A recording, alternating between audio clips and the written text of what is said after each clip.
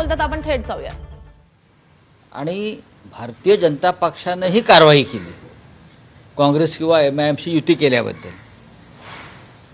पण काँग्रेसनं उमेदवारांना त्यांच्या नगरसेवकांना निलंबित करताच रवींद्र चव्हाण जे भाजपचे प्रांताध्यक्ष आहे त्यांनी त्याच काँग्रेसच्या नगरसेवकांवर ससाण्यासारखी झडप घातली. जे राज ठाकरे म्हणाले ना तेच झडप घातली. काँग्रेस विचाराचे लोक आहेत ते. काँग्रेसने त्यांना पक्षातून काढले आज काल, आणि तुम्ही त्याच काँग्रेसला आपल्याबरोबर घेऊन अंबरनाथमध्ये सत्ता स्थापन करता का? तर शिंदेच्या लोकांना, शिंदे गटाच्या लोकांना सत्तेपासून दूर ठेवण्यासाठी. हा तुमचा अंतर्गत प्रश्न आहे, या तुमच्या अंतर्गत लाथाळ्या आहेत. पण तुम्ही काँग्रेसबरोबर एक प्रकारे युती आणि आघाडी केलेलीच आहे. MIMचे लोक सुद्धा बरोबर घेऊन अकोटला सत्ता स्थापन करतायत. त्यांना त्यांच्यावर कारवाई होते MIMच्या लोकांवर, आणि त्यांना बरोबर घेऊन MIMला सुद्धा अकोटला बरोबर घेऊन ते सत्ता स्थापन करतायत. मी म्हटलं ना, हे एक नंबरचे बनचुके आणि ढोंगी लोक आहेत. महाराष्ट्रामध्ये त्यांनी वैचारिक विष पेरण्याचा प्रयत्न केला, राज्य गढूळ केलं. लोकांसांगे ब्रह्मज्ञान, स्वतः कोरडे पाषाण, हे जे संतांनी म्हटलं आहे ते भारतीय जनता पक्षाच्या बाबतीत तंतोतंत लागू पडत आहे. जे वारंवार आम्ही म्हणतोय की काँग्रेस नसेल तर भाजपा नाही, शिवसेना नसेल तर भाजपा नाही. पूर्वी नेते किंवा कार्यकर्ते घडवले जात होते, आता ते पळवले जातात आणि आपले पक्ष उभे केले जातात. स्वतःच्या पक्षामध्ये नेतृत्व घडवण्याची किंवा कार्यकर्ता घडवण्याची अजिबात क्षमता नसल्यामुळे आणि स्वबळावर सत्ता स्थापन करण्याची ताकद नसल्यामुळे अशा प्रकारे चोऱ्या माऱ्या, लांड्या लबाडा, कोणताही वैचारिक विधिनिषेध न ठेवता लोकांना पक्षात सामील करून घ्यायचं. खरं म्हणजे रवींद्र चव्हाण यांच्या ठाणे जिल्ह्यामध्ये घडलं आहे. अंबरनाथचा प्रकार जो आहे हा भाजपचे प्रदेशाध्यक्ष रवींद्र चव्हाण जे ठाणे जिल्ह्यातले आहेत, डोंबिवलीतले आहेत, त्यांच्याच भागात प्रकार घडला आहे ना हा काँग्रेस आणि भाजपा युतीचा. त्यांना कळू नये की त्यांचं ज्यामागे कारस्थान होतं. असे अनेक प्रकार या राज्यामध्ये घडत आहेत. परळीमध्ये शिंदे शिवसेना, MIM आणि राष्ट्रवादी अजित पवार गट. मग आता आम्ही नवाब मलिक यांच्या मांडीला बसणार नाही वगैरे असे ते सांगत होते. तुमच्या सरकारमध्ये धर्मांध आणि राष्ट्रद्रोही लोक आहेत असे सांगणारे हे लोक आहेत ना. मग MIM बरोबर बसतात, काँग्रेस बरोबर बसतात. त्यांना काँग्रेसचा प्रचंड राग, तिटकारा होता शिंदेना किंवा भाजपला. मग आता तुम्ही काँग्रेस बरोबरही बसताय मांडीला मांडी लावून, आणि MIMच्या लोकांनाही मांडीवर घेऊन बसताय. त्याच्यावरती उत्तर द्या ना. तुम्हाला आमचा त्रास यासाठी झाला की आमच्या सरकारमध्ये नवाब मलिक आहे, आम्ही हिंदुत्व सोडलं, आम्ही अमुक केलं, आम्ही काँग्रेसबरोबर बसणार नाही. बरं का, हे कोण म्हणत होतं? मेंदे म्हणत होते. आम्हाला काँग्रेसचा विषयी प्रचंड घृणा आहे.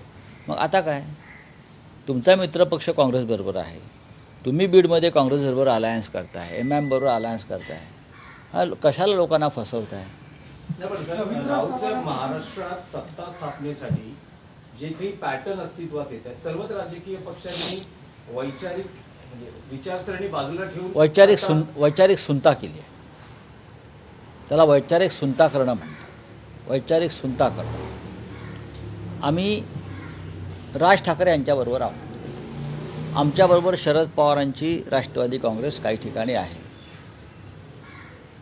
पण साधारण काँग्रेस पक्षाबरोबर जेव्हा आम्ही महाराष्ट्रात सरकार स्थापन केलं आणि त्या सरकारमध्ये खरं तर एकनाथ शिंदे आणि त्यांच्याबरोबरची जी टोळी फुटली तेही सामील होते, तेही सत्तेचे भोग घेतच होते ना. आणि बराच काळ घेतला त्यांनी. त्यातूनच ते 50-50 खोके वाटण्याची ताकद निर्माण झाली. म्हणजे 2000 कोटी रुपये त्यांनी वाटले आमदारांना. तेव्हा त्यांना काँग्रेस नको. त्यांनी पहिल्या दिवशी काँग्रेसचं सरकारमध्ये बसणार नाही ही भूमिका का घेतली नाही? 2.5 वर्ष सरकारमध्ये बसल्यावर तुम्हाला ही उपरती झाली. एक काल वेगळा प्रकार महाराष्ट्राच्या राजकारणात बघायला मिळाला. तुमची आणि एकनाथ शिंदेची पहिल्यांदा भेट झाली, ही अनपेक्षित भेट होती की तुम्ही ठरवून त्यांना भेटायला? कसं काय ठरवून कोणाला भेटेल? ही अनपेक्षित भेट असते. अशा प्रकारच्या भेटी असतात त्या अनएक्सपेक्टेड असतात, अनपेक्षित असतात.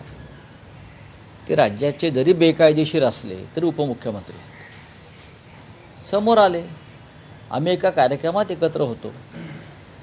आता आपल्या विचाराची नसलेली व्यक्ती त्या कार्यक्रमाला आले म्हणून त्या कार्यक्रमावरती बहिष्कार टाकण्याची विकृती आमच्यामध्ये नाही ना. माझा कार्यक्रम झाला होता, ते समोर होते, हाय हॅलो झाला आणि आम्ही निघून गेलो. त्यांनी नमस्कार केला, तुम्ही नमस्कार केला. बघा, एकेकाळी तुम्ही जिथे आहात, ज्या घरी, त्यांचं जाणं येणं होतं. एकेकाळी ते आमचे सहकारी होते, जवळचे मित्रही होते. हे सत्य आहे ना, हे सत्य आहे. आता त्यांनी पलायन केलं तर आम्ही काय करणार? आम्ही आहोत तिथेच आहोत. असं आहे की जे नीतिमान आणि निष्ठावान असतात त्यांच्यासमोर जे पळून जातात त्यांच्या नजरेला नजर ते भिडवू शकत नाहीत. हे मी शिंद्यांच्या बाबतीत म्हणत नाहीत, हे सगळ्यांच्याच बाबतीत असेल. आता अजित पवार शरद पवार एकत्र आहेत, पण सुरुवातीच्या काळात अजित पवारसुद्धा शरद पवारांच्या डोळ्याला डोळा भिडवत नव्हते. हे आपण चित्र पाहिलं असेल. पण हे सर्वत्र आहे. त्यामुळे अवघ्या काही सेकंदासाठी हा प्रसंग घडला, त्यावेळेस शिंदेच्या जेव्हा तुम्ही समोर आला, काय एकूण तिथे चित्र होतं किंवा तुम्हाला काय वाटलं? मला काही नाही वाटलं. मला काय वाटणार? आणि कशाकरता वाटावं? त्यातून काय महाराष्ट्रात त्यातून काय मिळणार आहे? काहीच नाही. ते ढोंगी भाजपबरोबर सत्तेमध्ये आहेत, त्यांना भाजपा ब्लॅकमेल करत आहे. अमित शहा त्यांच्या पक्षाचे नेते आहेत आणि आमच्या दृष्टीनं अमित शहा महाराष्ट्राचे शत्रू आहेत, महाराष्ट्राचे दुश्मन आहे. म्हणून ते दोन ठाकरे बंधू एकत्र येऊन महाराष्ट्राच्या दुश्मनाविरुद्ध लढत आहेत. भाजपमधल्या बंडखोरांची हकालपट्टी किंवा त्यांच्यावर निलंबनाची कारवाई झाली, पण ठाकरेंचे अजून अनेक बंडखोर अपक्ष रिंगणात आहेत. दोन्ही कारवाईबद्दल दोन्ही बाजूनी काही ठिकाणी अपक्ष किंवा बंडखोर रिंगणात दोन्ही बाजूने, असं नाही, दोन्ही बाजूने आहेत. आम्ही दोन्ही बाजूने आहे. त्याच्यावरती आता काल आम्ही रात्री चर्चा केलेली आहे. बघू आता. जे लोक मुंबईत जन्माला येऊन म्हातारे झाले ते शहराचा विकास करू शकले